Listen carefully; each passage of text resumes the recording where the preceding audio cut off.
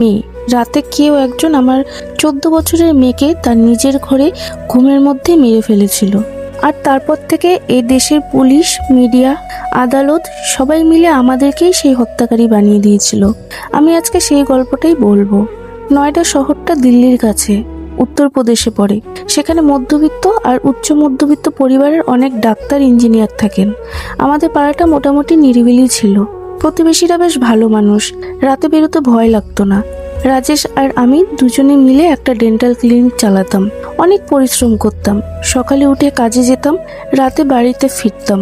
আরও সে স্কুলে যেত, তখন সে ক্লাস 9-এ। ডিপিএস নয়ডাতে পড়তো। ভালো ছাত্রী, মিষ্টি মেয়ে, সব বন্ধুরা তাকে ভালোবাসতো।